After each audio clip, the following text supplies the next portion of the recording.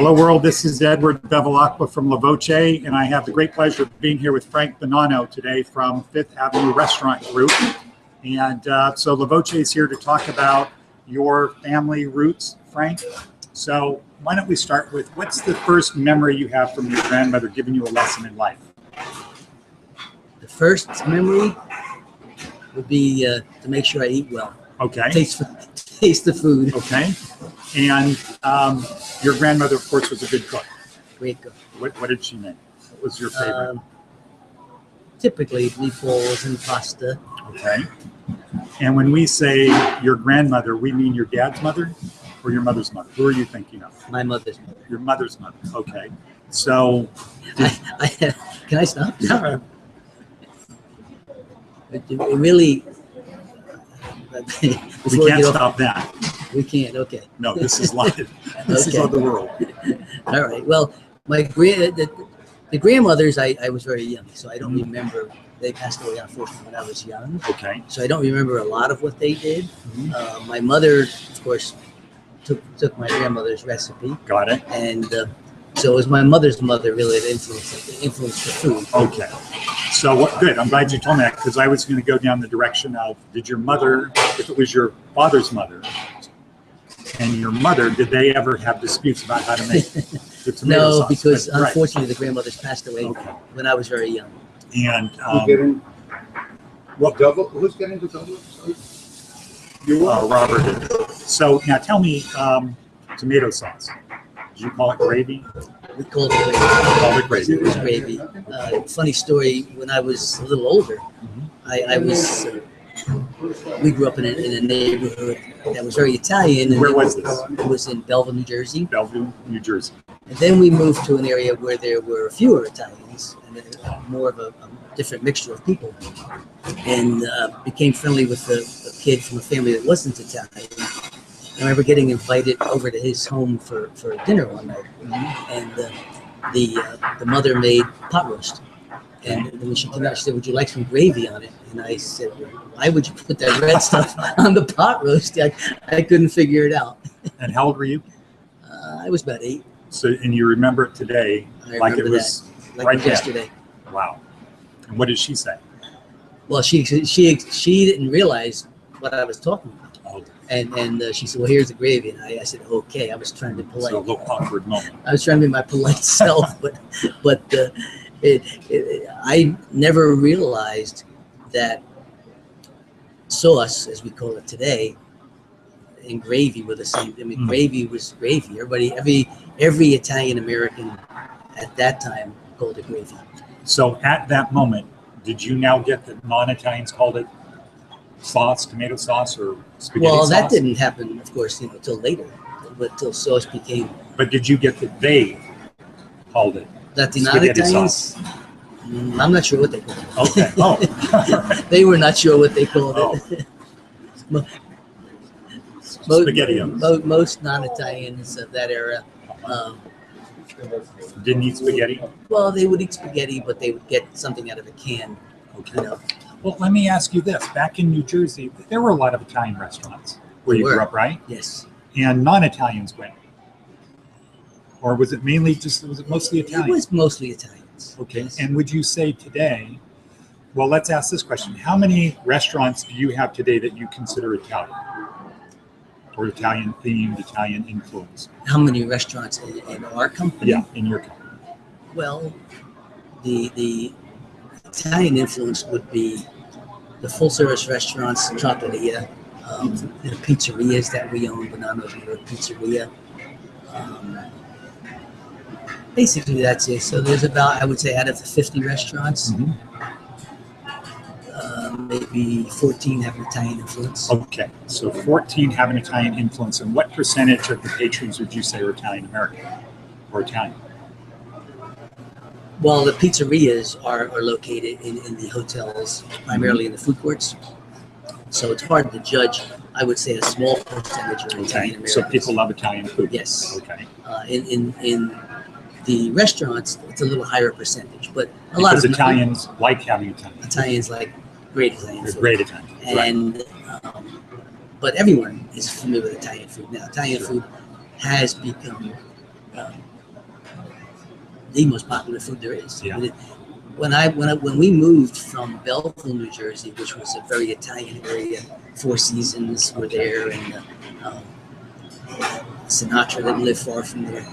So when we moved from that area to a town called Roseland, which was very few Italians, I think we were like maybe the 20th Italian family to move in there. Wow. Our neighbors didn't know what pizza was. My mother would make pizza. Literal. They had no idea what it was. Wow. And they had never tasted it. Is that where you learned to make pizza? Well, that's where my mother started making pizza. She made it more of the Italian-American style. Okay. And now, of course, there's so many different types of pizza. There's the New York style, which is more what she made. And then there's the Neapolitan pizza, which is becoming very popular. Which you serve here. Which we serve in this restaurant. Correct. Okay. Now, do you think you got most of your life lessons from your dad or mother? Well, life lessons in if we can separate it in the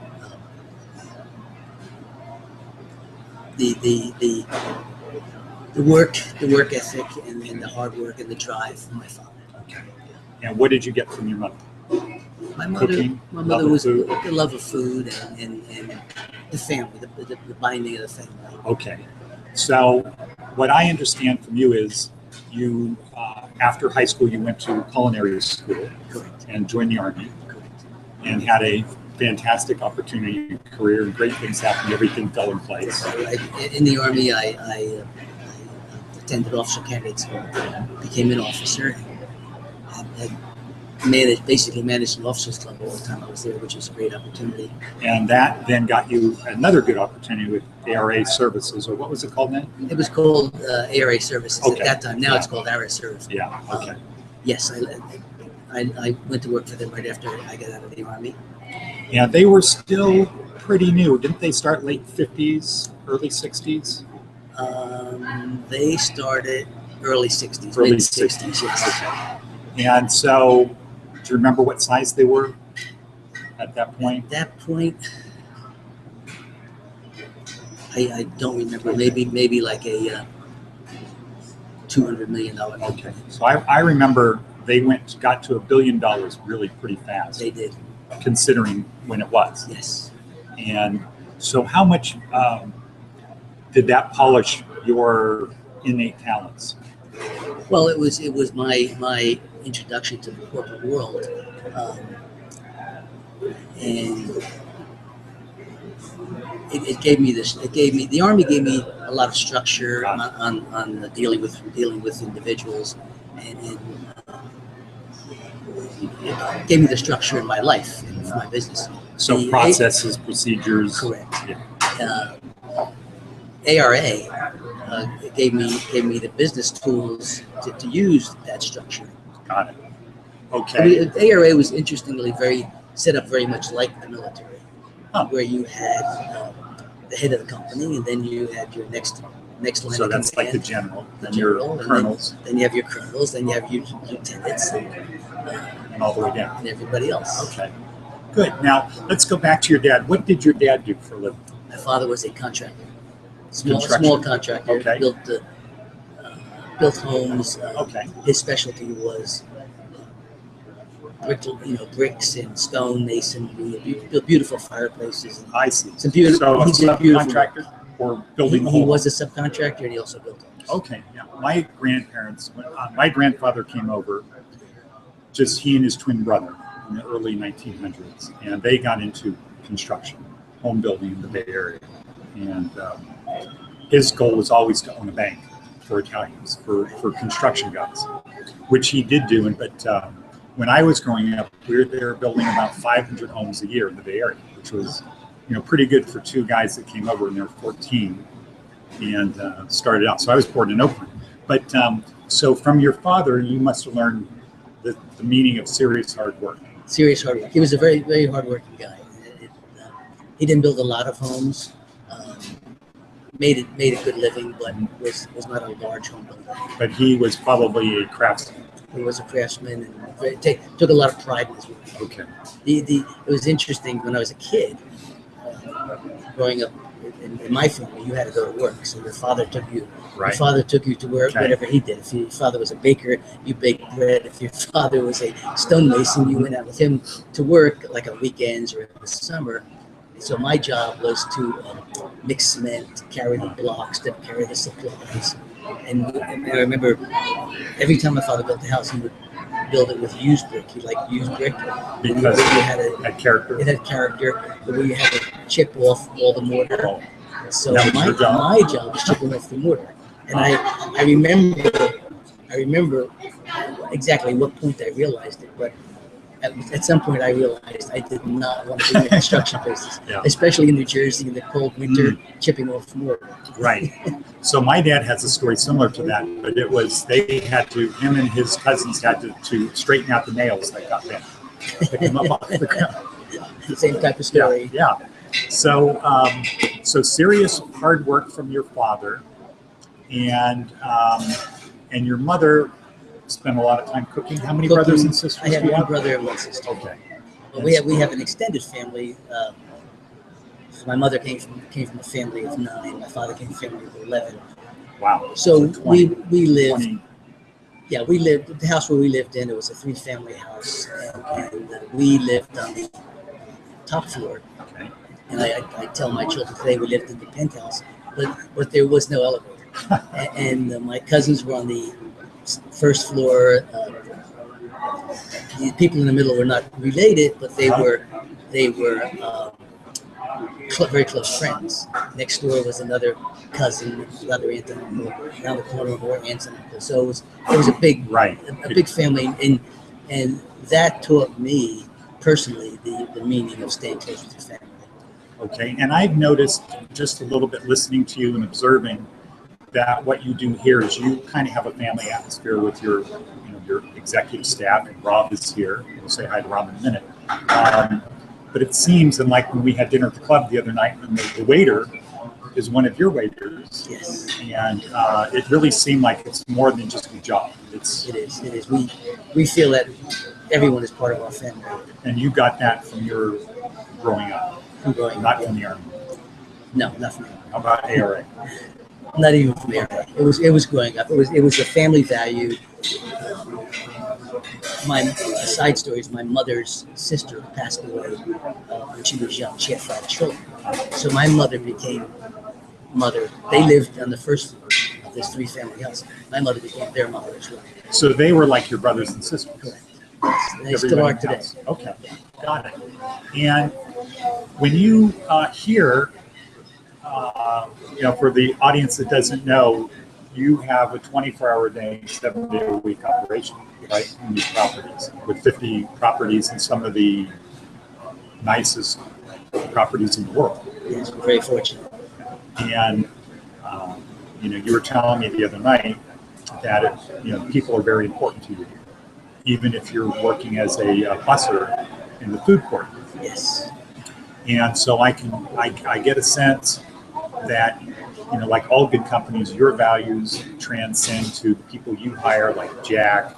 Rob has those growing up. Did Rob have to do hard work like you?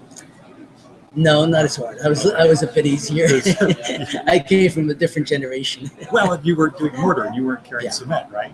Correct. But I was in the chocolate chip cookie business. I read about that. You sold them to Mrs. Fields. Correct. Huh?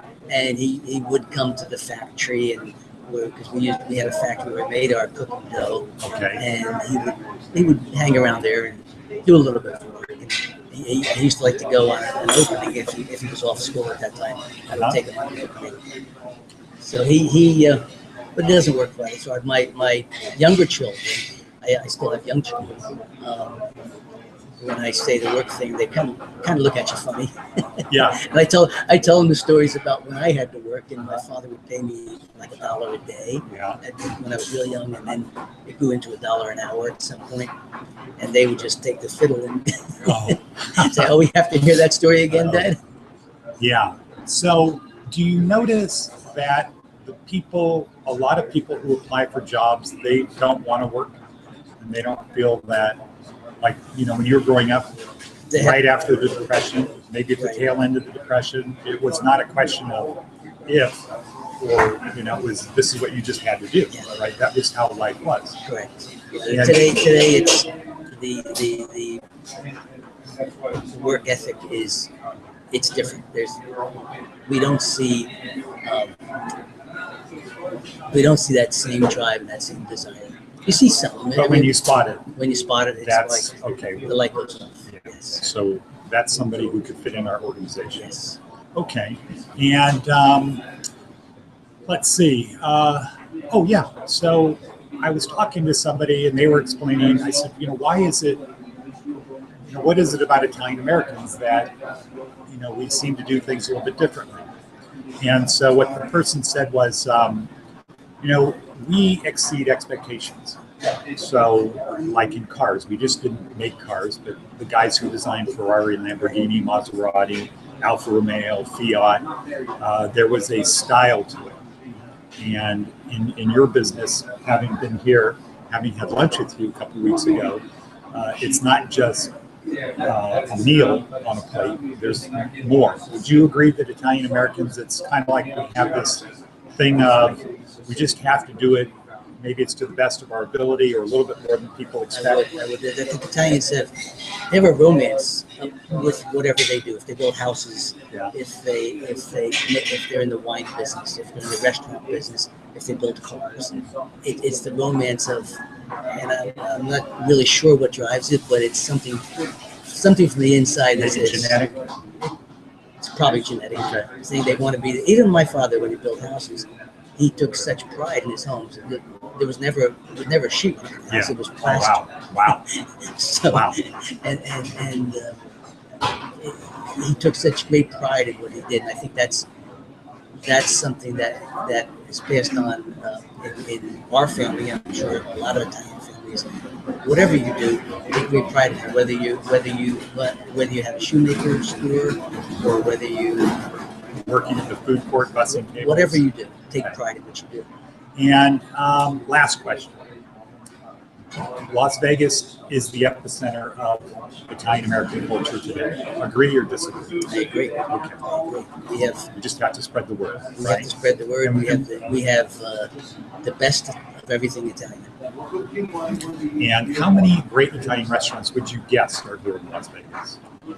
Off the top of my head, I'd say there's probably 20 great Italian restaurants. Of course, some feature different types of things. Sure. Some are featuring the Neapolitan pizzas, but they do it great. Others, don't serve pizzas. They do it great. But there's probably 20 great Italian restaurants. And when you say great, you mean world-class great? World-class. Anybody from around the world who comes here says these are great restaurants. Yes. Okay. Well, how about if we bring Rob over? Sure. And we'll ask him a question about his workout. Okay. Rob, do you have a second? Sure. I'm in the center. Man. We need Frank here. You want me here? Yeah, of course. So we were talking about lessons learned growing up for Italian work ethic.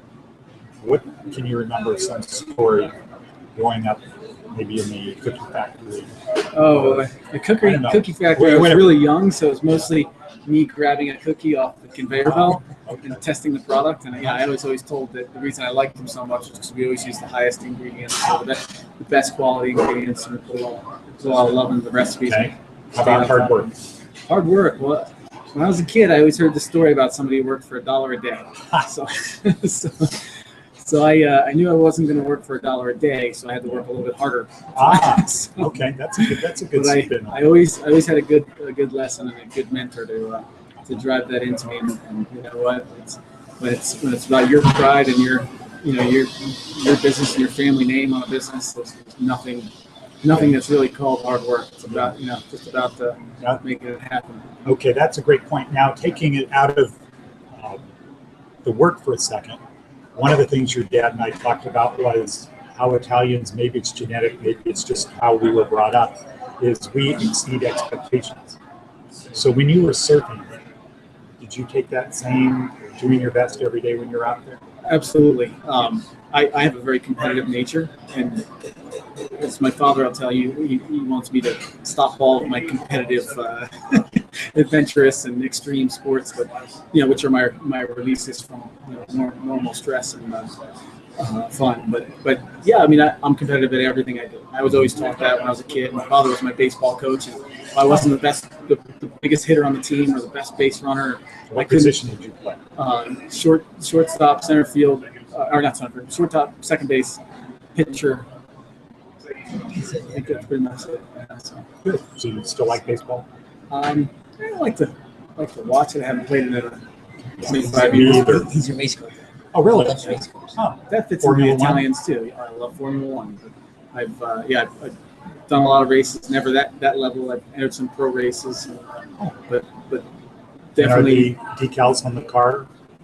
Any of your restaurant decals? You know what? At one time we had the Johnny Rockets brand on one of the cars, but that takes a little bit more effort and the lack of time. I just like to get in the car and drive. So. I see. Okay. And yeah, that's an interesting thing. So do you think that Italian race car drivers are better? Or why is it that there's so many good Italian race car drivers? Absolutely. Well, they're focused. They have drive, and they're probably whipped to it when their kids in Italy. Get away. Did you ever drive a car in Italy? Gotta drive. Did you ever drive in Italy? You have to be I was faster than in the everybody taxi else. in Rome, but They're all I race never. car Yeah. drivers. You get on the highway.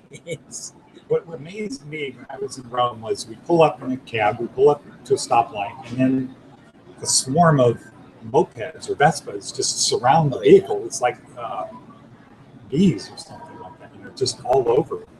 But if you drive on the freeways and the highways in Italy, if you go less than 90, I mean, they're behind your vehicle. Really flashing lights. Yeah. And get out of the way. Yeah. So tell us a little bit about the new restaurant in Summerlin.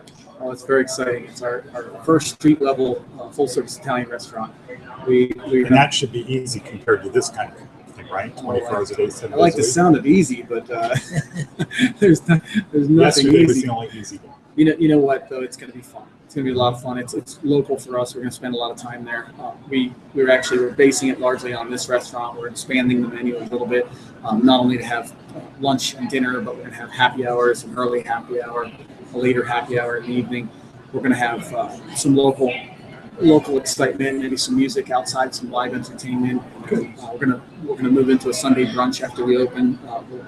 Sunday brunch will be very exciting. Few continental Italian traditional dishes coupled with American breakfast fare. And Well, La Voce is here to support everything you do, and as we talked about with the Italian American Club, maybe a Sunday brunch thing for members of the club could be something that we could promote.